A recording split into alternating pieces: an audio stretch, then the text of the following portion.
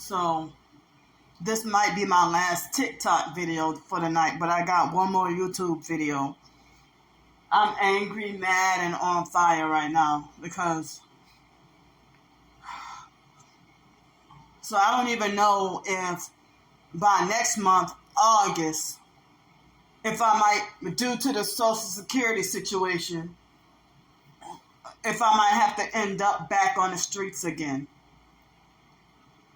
So I'm just letting y'all know. So, I mean, so to continue with the last TikTok video, because you only got 10 minutes allotted time.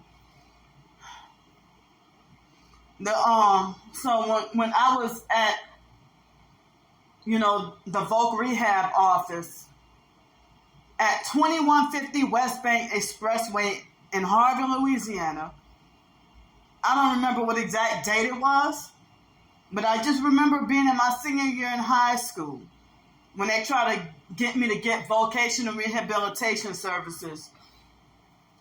And the foster mom lied to the, when she covered one eye, let's see, with the one eye symbolism, like, and then try to play retarded. Just, as a way to mock and make fun of me. Because the foster mom, Adrian Felder, used to tell me stuff like, and you wonder why they call you retarded.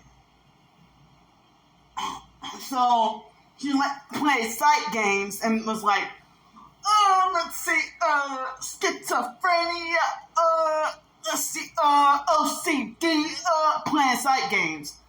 And so when the Voc Rehab worker, Miss Jane Weichert, Wiechert, Miss Jane Weichert, when she walked out of the office, and I turned to the foster mom and I started crying.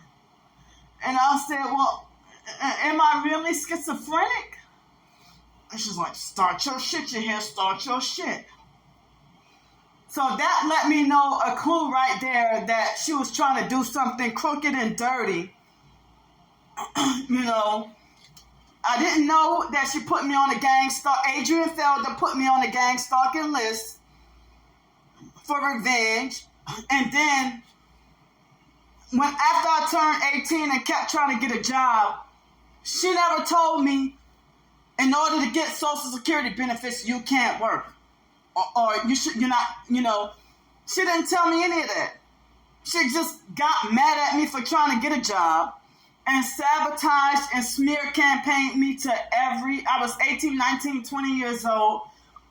And I couldn't even get a good job anywhere. And my first job at my senior year in high school, they workplace mobbed me. I was 17 years old at Popeyes at 1401 Lafayette Street in Gretna. The zip code 70053. I think that's the address. I need to double check. But the Popeyes, that was my first job. My senior year in high school, I was 17 years old. And they skirted around and played with me and would not let me, they let my twin sister get hired like that. Like May or June of 2000. But when I tried to get a job, they kept playing around and didn't want to hire me. I went from place to place, nobody wanted to hire me. But my twin sister got hired at Pizza Hut right on the spot. So then, they workplace mobbed me off of Popeyes. I mean, that's a whole different video right there. But after I turned 18, 19, couldn't get a job nowhere, blacklisted, the foster mom smear campaigned me to every potential employer. And then she would throw in my face how nobody's going to hire me. And even I was before I even had interest in jobs, she would always, tell me I'm going to grow up to be a homeless prostitute.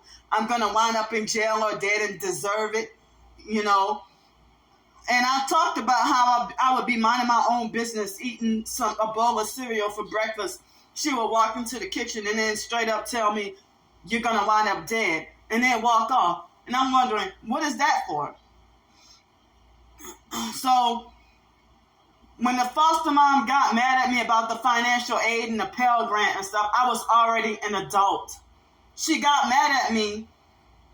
And so I was going to Nichols State University. That was the first university I went to in Thibodaux, Louisiana. And so she got mad and yelled at me because Nichols State University found out I had a job. They probably looked up tax records. So she got mad at me because Nichols State University and the Pell Grant and everything, they found out that I had a job.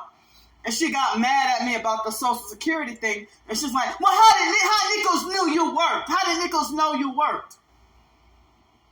So I was wondering why that Subway in Thibodaux, Louisiana, close to Nichols State University, Subway and Rouse's were always hiring. Every time I filled out an application and they said they were always hiring, they would hire everybody except me. And then they gang stalked. The foster mom had everybody, all the students, the dorm managers, the house mom, and she had them stalk and spy on me and then report everything back to her. I was 18 years old. She was the foster mother, not the birth mother. I was an adult going to college. I'm going to say it again. She had them to stalk and spy on everything I do and then report back everything to her. So this was what made me think that the foster mom was considered my handler, my mind control handler. She abused us and had us in the cult. And so now, if people telling me, let go of the past, forget about the past, but I'm sitting here suffering, lifelong suffering because of past evil decisions that other people have made towards me. And I cannot get to go and be free and live my life. I'm being blocked from getting to be free. I'm not even, I'm 39, almost 40 years old. That now it's to the point where, that people think they got the authority to try to control or restrict what I eat. Abusive, narcissistic gang stalkers counting my calories, counting how many calories they think I'm eating. They got something to say if I eat healthy. They got something to say if I don't eat healthy.